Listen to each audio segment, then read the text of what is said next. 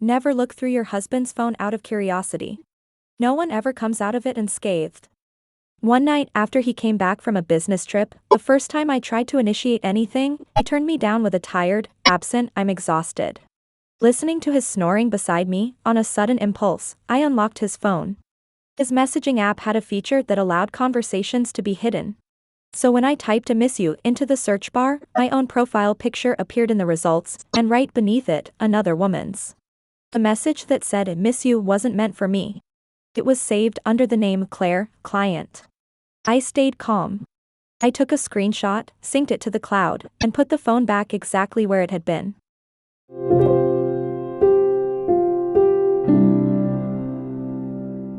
Chapter 1. I didn't wake him. I didn't touch his phone again.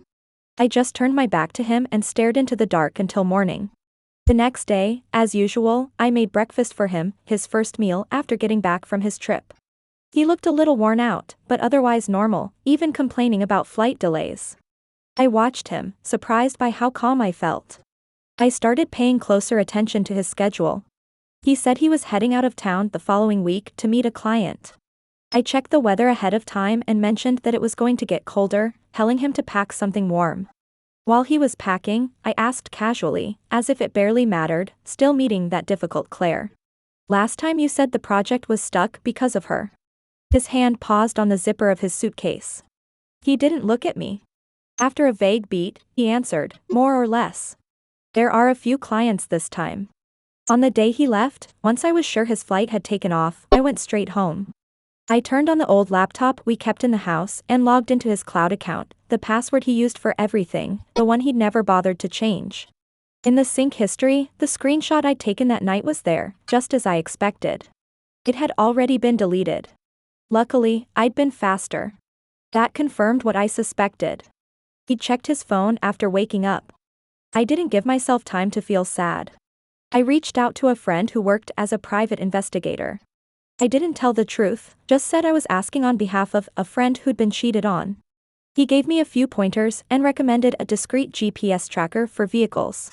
I ordered one online and, the next time he came home and parked the car, found a chance to attach it to a hidden spot under the chassis. At the same time, I began organizing our household finances. Savings, property documents, investment accounts, every paper record and digital file I could get my hands on, I quietly copied and backed up, storing them on a USB drive he would never know about. I even dug out old auto loan payment records from years ago. During that period, he still traveled from time to time. Every time he came back, his phone was spotless. The only recent chats were workgroup threads and my conversation with him. He seemed more patient with me than before, but intimacy remained rare. He always said he was under too much pressure, too tired. According to the GPS data, his car spent long stretches parked at a high-end residential complex on the east side of the city, sometimes overnight. It definitely wasn't the suburban factory site he claimed to be visiting to oversee a project. A month later, an opportunity finally came. He said he was traveling for an industry conference, just a short trip. I checked the official agenda. There really was a formal dinner scheduled for the first evening. That afternoon, I left work early and went home, pulling out the black jacket and cap I'd prepared long ago. I took a cab to a cafe across the street from that residential complex and sat by the window. A little after 7, his car drove in. A well-dressed woman stepped out of the passenger seat. It was the same client, Claire, from his messaging app. After parking, he walked over naturally, slipped an arm around her waist, and the two of them laughed as they headed into the building together. My fingernails dug into my palm until it hurt, but I kept my phone steady, recording everything, their backs as they entered the lobby, a close-up of them passing through the security gate. In the video, his smile was perfectly clear. I didn't leave. I stayed in the cafe until nearly 10, then went down to the underground garage of the complex. His car was still there, quiet and unmoved. I took photos, time-stamped. Chapter 2. Later, I found time to log into his mobile carrier account, the one he'd put under a family plan years ago, with me listed as an authorized account holder. From there, I pulled every record I was legally allowed to see, billing statements, device activity, all of it.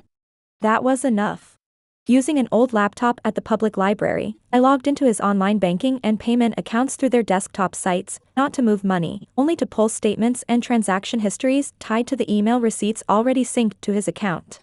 I saved screenshots of nearly 6 months' worth of transfers, recurring payments tied to anniversaries and Valentine's Day, the money he'd sent to that woman, and charges from hotels and upscale restaurants. I also found a second, hidden messaging account, still logged in on the old device. It was filled with explicit conversations and intimate photos. I screen recorded everything. When I was done, I logged out, cleared my traces, and went home.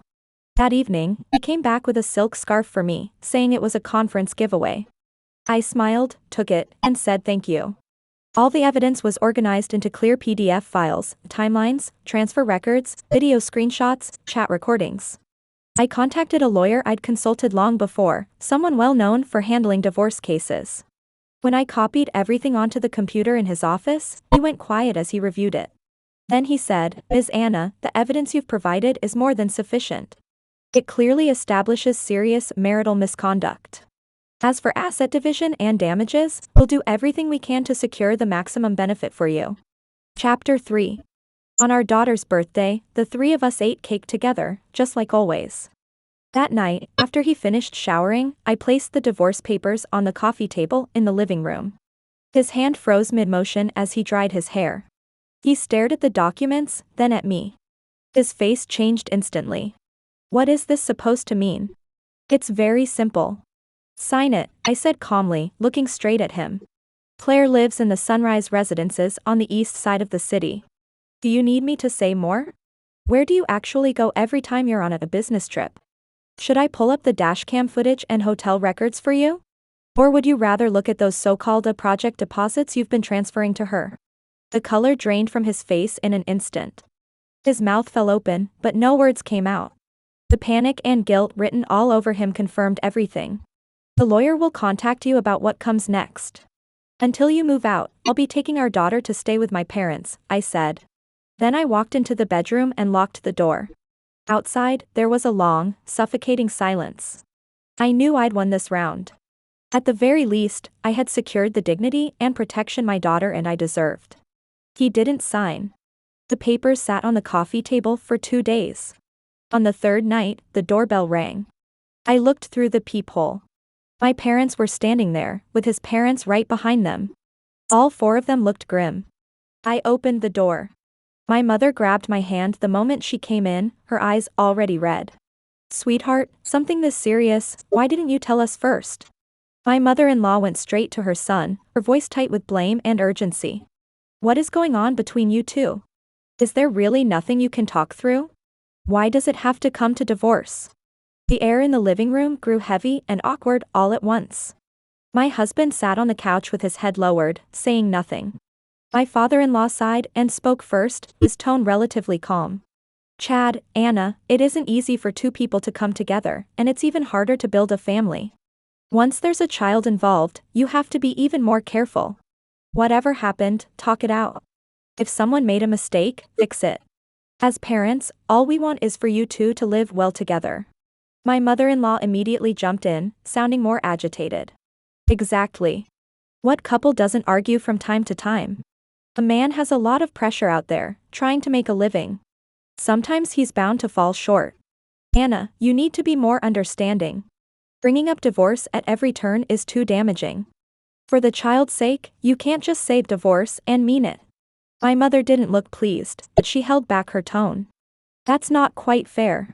If this were something minor, of course we'd encourage reconciliation. But this..." My father cut her off. He looked at my husband, his face stern. "Chad, tell me honestly, did you do something to betray my daughter, or not? We just want the truth." Every pair of eyes turned to him. His lips moved. His gaze darted away. In the end, he spoke vaguely. "Dad. Mom, it's just a misunderstanding. I was dealing with work and social obligations. Maybe she overthought it." Hearing that, the last trace of hesitation inside me disappeared. I turned and walked into the study, retrieved the backup phone where I'd already saved key screenshots, and went back to the living room. I opened the clearest photo, the one of him with that woman, his arm around her as they entered the building, and placed the phone squarely in the middle of the coffee table. A misunderstanding? My voice was steady. Is this a misunderstanding? Do you want me to pull up the transfer records, the I miss you and I love you messages, and the hotel expense statements so everyone can see just how deep this misunderstanding goes? All four of them leaned in at once. My mother-in-law turned pale after a single glance, her body swaying as my father-in-law hurried to support her. My mother sucked in a sharp breath, tears spilling out immediately. My father snatched the phone, staring at the screen. His hands were shaking, his face livid. The living room fell into a deathly silence. My mother-in-law was the first to react. She spun toward her son, her voice sharp and trembling with disbelief. You really did something this despicable? How could you do this to Anna, to your own child? She raised her hand as if to strike him, but my father-in-law stopped her. My father-in-law let out a heavy sigh. He looked at his son, his eyes full of disappointment and pain, then shook his head, unable to say a word. My mother broke down crying and pulled me into her arms. My poor daughter. My father set the phone down, his chest heaving. He pointed at my husband, his voice shaking as he fought to contain his anger. Chad. We entrusted our daughter to you because we believed you would treat her well. And this is how you treat her? You've broken our hearts. My mother-in-law seemed to lose all her strength. She collapsed onto the couch, wiping away tears, murmuring over and over, "What a sin, what a terrible sin." All the earlier talk of reconciliation was gone, with no words left to say. The facts had slapped everyone hard across the face. I took my phone back and looked at the four elders, who seemed to have aged years in an instant. My chest tightened, but my voice remained firm. Mom, Dad, this is the truth. This isn't a fight or a moment of anger. He betrayed our marriage. He crossed a line. For our child's sake, I can't stay in a home built on lies and betrayal. This marriage, I have to end it. My mother-in-law looked up at me, her eyes brimming with tears. Her lips moved, as if she still wanted to say something about giving him another chance for the child's sake. But faced with the undeniable evidence of her son's actions and my resolve, she couldn't bring herself to say a single word. She only covered her face again. My parents stood firmly at my side, their stance completely changed. My father said in a low, resolute voice, "Divorce. It has to be divorce. We support you.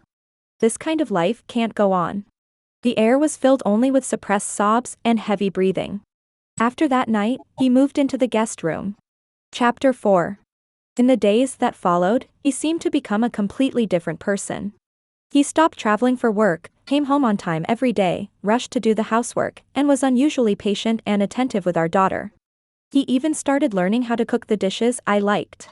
Again and again, he tried to talk to me, lowering himself as far as he could. No more excuses, only sincere remorse. I know I was wrong. Terribly wrong, he said, his head bowed, unable to meet my eyes. I was confused, out of my mind. She was just that client. We had too much contact at work. But I never once thought about leaving this family, leaving you and our child. He said that every time he saw our daughter's carefree smile, he felt like the worst kind of man. He swore he had completely cut ties with that woman, deleted every possible means of contact. He even wrote a formal pledge, signed it, and initialed every page, promising that if it ever happened again, he would walk away with nothing. Watching all this, my parents' attitude softened somewhat. My mother tried to persuade me in private. "Sweetheart, don't you think he really knows he was wrong now? People make mistakes, it's what they do afterward that matters. The child is still so young. She can't grow up without a father. A complete family is more important than anything." My father was still angry, but he sighed as well. It's mainly for the child. Growing up in a single-parent home really isn't good for a child's development. If he truly changes, then, for the child's sake, maybe think it over again. His parents called almost every day after that, their voices full of pleading and anger at their own son. "Anna, that bastard wronged you. We apologize to you on his behalf," they said. "You can yell at him, hit him if you want, but please don't tear this family apart. Your daughter is still so young. You've come so far together." My mother-in-law even cried as she spoke. "Just do it for the child. Give him one more chance, give this family one more chance, please."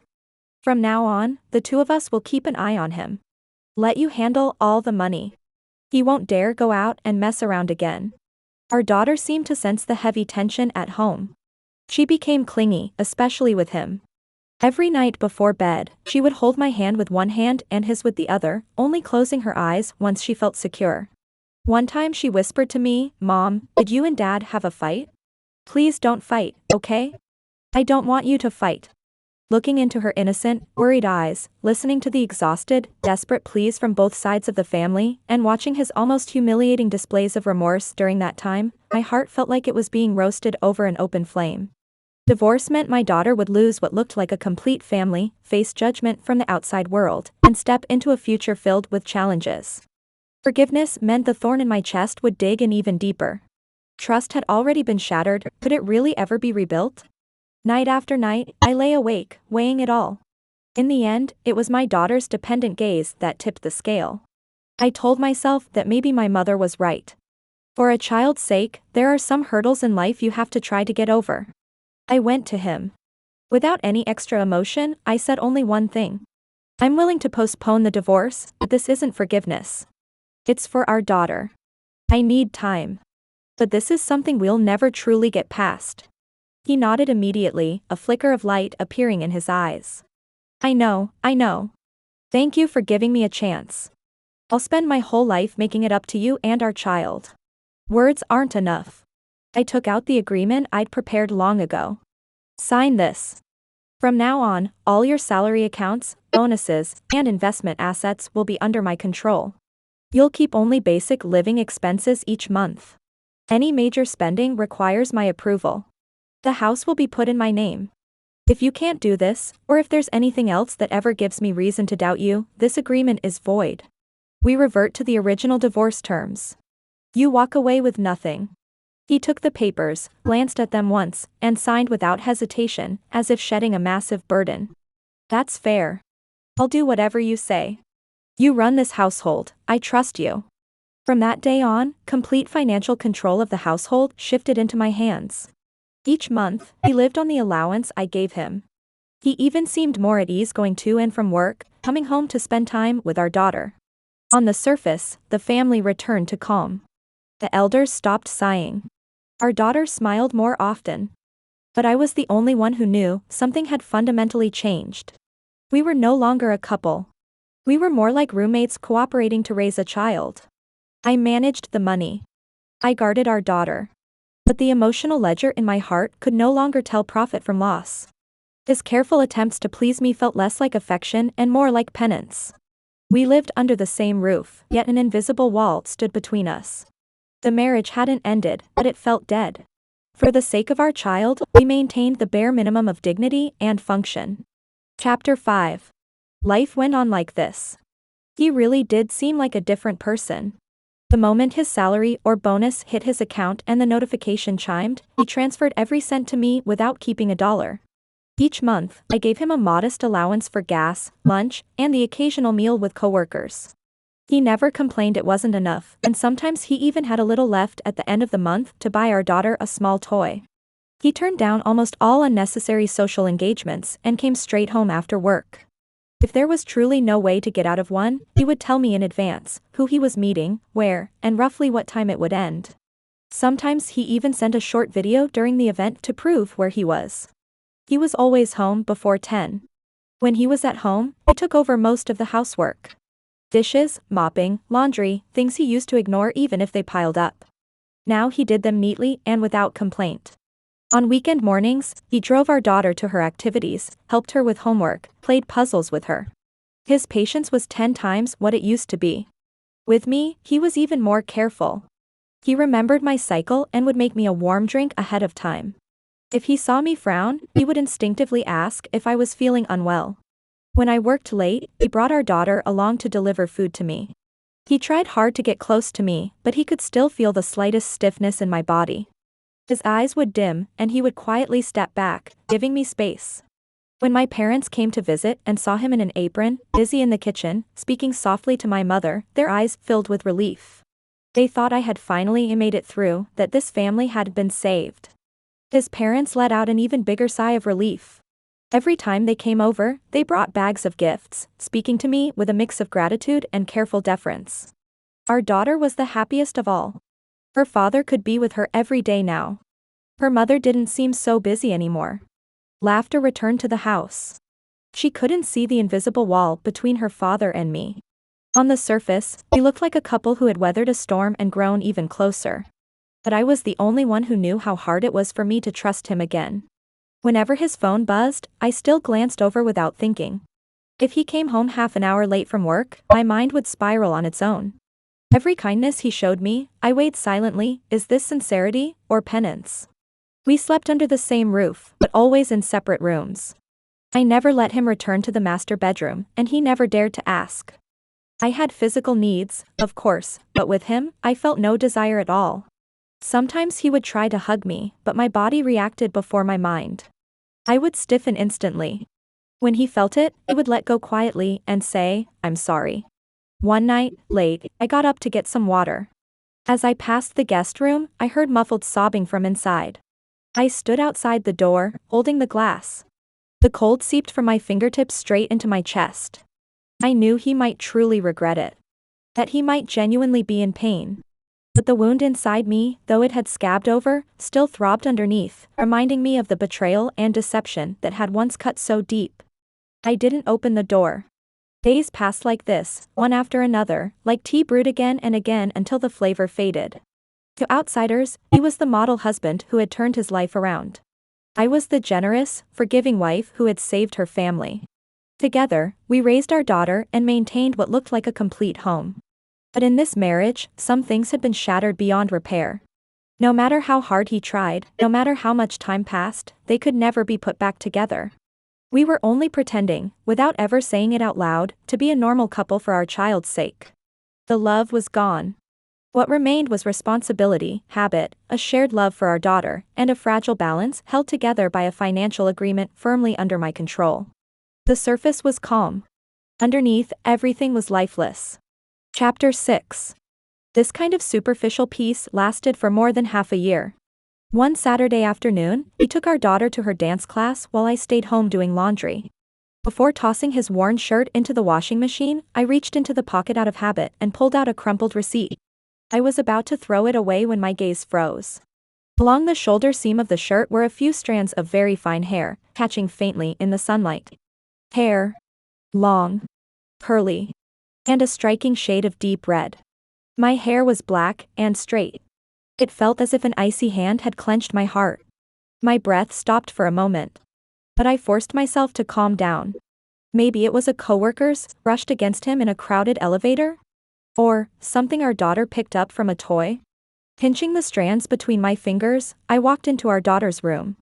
Most of her dolls had blonde or black hair. None of them were that deep red. That color belonged to a stylish, mature woman. When he came home, I brought it up casually, as if it barely mattered. I noticed some red hairs on your shirt while doing laundry today, pretty long ones. Does your company allow colors that bold now? He was bending down to change his shoes. His back stiffened visibly for a split second. Then he straightened up, his expression vaguely uneasy. Huh? Red hair? I don't know, maybe it was from lunch with a client. There was a female project manager there with red hair. It was crowded, the place was small. Probably brushed against her by accident. He explained quickly, too quickly, and with more detail than necessary. He didn't dare hold my gaze for long. Oh. I didn't press further. I turned and went into the kitchen. But his explanation didn't put me at ease. That color was far too noticeable. If someone had been close enough to brush against his shirt, he wouldn't have been unaware. And that brief moment of stiffness, followed by such an immediate, overly thorough explanation, felt more like a reflex born of guilt. Once trust is broken, suspicion grows like wild vines. I said nothing. Chapter 7. On the third day, I used the excuse of backing up old files to try the password on his old laptop, his birthday. As expected, none of his password habits had changed. I skimmed through his browser history quickly. It was clean, mostly work-related. Then I opened his online shopping order history. Over the past 3 months, aside from buying toys and books for our daughter, he had only purchased a few ordinary pieces of clothing for himself. But in the browsing history, I found a record from over a month earlier. He had bought a silk scarf from a mid-range luxury brand, in a deep wine red shade. The order note read, "Hope you like it." The shipping address wasn't our home. It wasn't his office either. It was a pickup point near that high-end residential complex on the east side of the city, the same one I'd been to before. My fingers went cold as the cursor hovered over the deleted record. So this was his so-called turning over a new leaf. His so-called cutting off contact. His so-called repentance. All he had done was hide it better, become more careful, more discreet. I closed the browser, cleared my traces, and sat there in front of the computer for a long time without moving. This time, there was no anger. No tears. Not even the urge to confront him. All that remained was a cold, absolute sense of disappointment, and something almost absurd. So it was true. People like him never really change. And all the compromises and endurance I had forced myself into for our child, perhaps, in his eyes, they only made me easier to fool. Chapter 8. That scarf order was like a key, prying open the door of suspicion I had tried so hard to seal shut. I knew then that the cleanliness I'd seen was nothing more than a more careful disguise. I didn't bring up the red hair again. His guard was already up, checking his everyday phone or computer directly would almost certainly turn up nothing. I started paying closer attention to details. His phone battery drained faster than before. Sometimes, when I woke in the middle of the night, I would see a thin strip of light glowing beneath the door of the guest room. Occasionally, he said he needed to go into the office on weekends, nothing major, just 2 or 3 hours. I decided to take a risk. One afternoon, during yet another one of his so-called weekend work sessions, I went early to a cafe near his office building and waited. Sure enough, his car pulled out, but it wasn't heading toward the office at all. It drove in the opposite direction, toward a cluster of budget hotels. I didn't follow too closely, afraid of being noticed. Watching his car turn into a hotel parking lot, my heart sank. But I still had no concrete proof. A few days later, I found an excuse. I said my old phone had completely died and I urgently needed to transfer some videos of our daughter from when she was little. I asked to use his old laptop, the one he'd stopped using, for a bit. He was looking at his phone at the time. He paused, his eyes flickering for a moment, but then nodded. "Oh, sure. Go ahead. You know the password." I took the old laptop back to the bedroom and locked the door.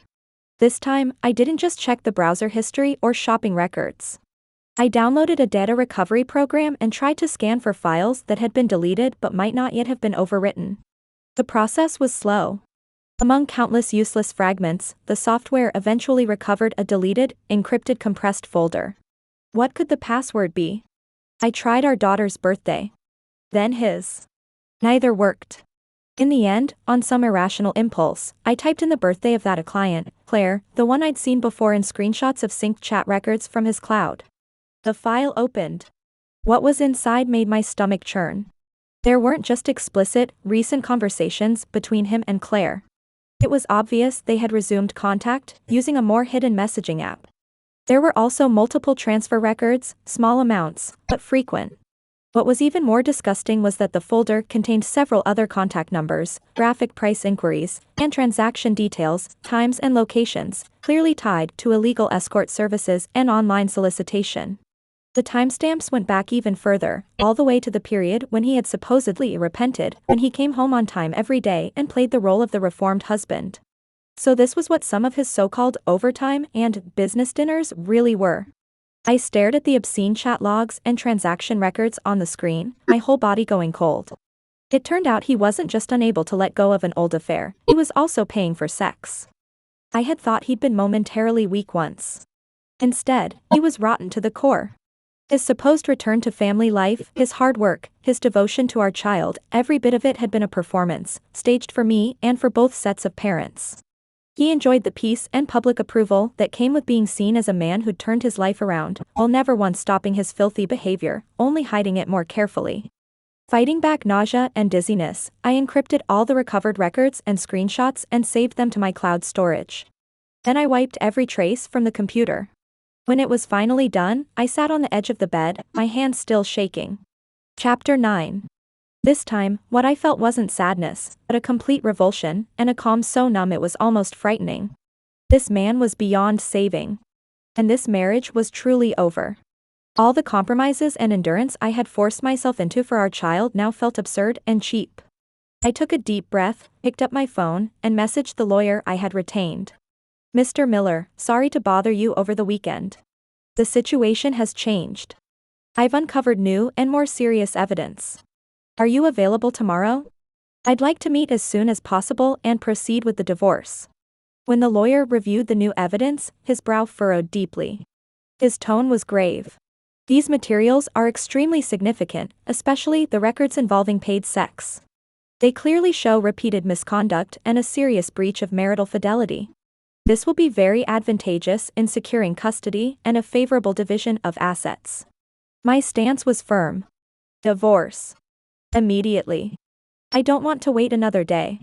However, when I formally raised the issue of divorce with him and showed only part of the evidence, mainly the renewed contact with Claire and the hotel parking records, leaving the escort material undisclosed for the moment, his reaction was extreme.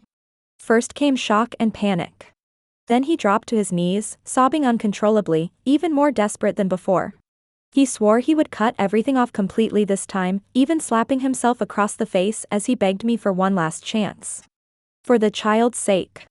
Our daughter can't grow up without a father. I was wrong, I really know I was wrong. I'll spend the rest of my life making it up to you. I watched him coldly, feeling nothing at all, only disgust and exhaustion. You already said all of this last time, I replied. Sign it. When he realized the pitiful act wasn't working, his expression changed instantly. He sprang to his feet, his face turning ashen with rage, snatched the agreement, and tore it to shreds. I'm not divorcing you. I'd rather die than divorce, he shouted. Don't even think about it. You think this will scare me into submission? I won't sign. What can you do to me? I'll drag this out until it destroys you. That was when he stopped pretending and started playing dirty. He avoided me, stopped answering my calls, and whenever he came home, he locked himself in the guest room. Any attempt at communication was met with the same line, I'm not divorcing you. For the child's sake, this family can't fall apart. His parents were alarmed once again and rushed over. This time, I showed them the photos from the hotel parking lot and some of the explicit chat records, though I still didn't reveal the escort-related evidence. My mother-in-law cried and screamed, calling her son worthless. But after the tears, she grabbed my hand again. Hannah, this bastard deserves to be beaten. But, divorce, the child is too pitiful, give him one more chance. We'll keep him at home, watch him closely. I cut her off. Mom, chances have already been given. He's the one who threw them away. This isn't the first time, it's countless times. Do you really think someone like this can still be trusted? For my child's sake, I can't let her grow up in a home this fake and filthy. My parents, on the other hand, were unshakably firm. They supported an immediate divorce. My father even tried to strike him, only to be stopped by my mother. The negotiations collapsed into a complete stalemate. He stubbornly refused to agree to a divorce. 2 months dragged on with no progress. I finally ran out of patience and filed for divorce in court. The courtroom was cold and tense. I submitted all the evidence, the initial chat screenshots, dashcam footage, hotel surveillance images, the recovered chat logs, and transfer records, including payments to the third party and to escorts. Each item was clear. Every detail unmistakable. He hired a lawyer. The opposing counsel argued fiercely, claiming the chats were merely emotional venting, the hotel records were work-related, and the transfers were project expenses. They even questioned whether my recovery of deleted data constituted an invasion of privacy, arguing the evidence was illegally obtained. The judge questioned him sternly about the specific nature of his work and projects. He stammered, riddled with inconsistencies, sweat beading on his forehead. When my lawyer presented the escort price inquiries along with the transaction times and locations, the other lawyer's face changed. He tried to interrupt, but the judge stopped him. The courtroom fell silent. The only sound was the steady tapping of the clerk's keyboard. He sat in the defendant's seat, his face pale as paper, unable to offer a single word of defense, like a man whose soul had been drained. The judge glanced at him, his expression cool, unmistakably dismissive, then turned to me. Given the evidence and the circumstances, he said, this marriage is clearly beyond repair. The divorce is granted. Issues of child custody and property division will be decided separately, in accordance with the law. After the recess, he collapsed into his chair, his eyes empty. I knew then that this drawn-out battle was finally coming to an end. The law would give my daughter and me a just resolution. Chapter 10. The court's judgment came down soon after, without any surprises. Based on his repeated infidelity and involvement in paid sex, clear and serious fault, the court ruled that the marriage had completely broken down and approved the divorce. Custody of our daughter was awarded to me. He was ordered to pay child support each month until she reached adulthood. As for the division of assets, because he was the party at fault, the court granted my request for a larger share. The home we had purchased during the marriage was awarded to my daughter and me, and most of the savings and investment funds under his name were also awarded to me. He was left with little more than a small portion of assets and his car, nearly nothing. The day the judgment was delivered to him, he shut himself in the guest room for a long time. When he finally came out, his eyes were red, but he didn't say anything more. Perhaps the ironclad evidence and the cold finality of the judgment had left him with no room left to argue or cling on. The day he moved out, the air was so heavy it felt hard to breathe. My parents were there too, standing silently as he packed his things, mostly clothes and everyday necessities. Our daughter seemed to finally understand that something was happening. She clutched my leg and asked softly, "Where is Daddy going? Is he not going to live with us anymore?" His hands froze mid-pack. He crouched down, trying to hug her, but she instinctively shrank back, slipping behind me. His arms hung awkwardly in the air. The look on his face was as if he'd been punched. In the end, he said hoarsely, Daddy has to live somewhere else for a while. I'll come see you often." My mother-in-law came too, her eyes swollen. She wanted to help him pack, but my father-in-law stopped her. She looked at me, her lips trembling. In the end, all she could do was sigh, wiping her tears. "Anna, our family wronged you. From now on, thank you for taking care of the child." I didn't say anything. I just nodded. He pulled his suitcase to the door and paused, turning back for one last look at the house. He glanced at our daughter hiding behind me. His eyes were complicated, regret, resentment, but more than anything, confusion and emptiness. Then he opened the door and walked out. The sound of the door closing wasn't loud. But the house fell instantly silent, almost hollow. I didn't feel the relief I had imagined, nor sadness, only a vast, exhausted calm. Like the aftermath of a long war, you've won, but everything is scarred. I held my daughter close and whispered, "It's okay, sweetheart. From now on, it's just Mommy and you." Life began again. I changed the locks, gave the house a thorough cleaning, and removed every trace he had left behind. On weekends, I took my daughter to the park, read picture books with her, cooked her favorite foods. Life seemed to fall back into rhythm, just busier and more tiring. He transferred child support to my account on time every month, exactly as ordered by the court. He also came once a week to see our daughter, taking her out for a meal or a short trip to the park. At first, she was distant. Gradually, she adjusted. Sometimes she still asked why Daddy didn't come home anymore. I explained in simple terms she could understand. Between him and me, there was nothing left beyond necessary communication about our child. Every time he came to pick her up, the air between us felt frozen, polite, distant, restrained. Once, he brought her back late, already asleep. He stood at the door holding her, hesitated, then said quietly, "I know it's too late to say anything now, but I really regret it." I didn't let him finish. I reached out, took my daughter from his arms, and said calmly, "It's late. You should go. Let me know ahead of time next week." He froze for a moment. Watching me carry her inside, he said nothing more and turned away. I closed the door, laid my daughter gently on the bed, and tucked her in. Looking at her peaceful sleeping face, I knew I had made the right choice. The road ahead might be hard, but at least my daughter and I were living a life that was clean, grounded, and dignified.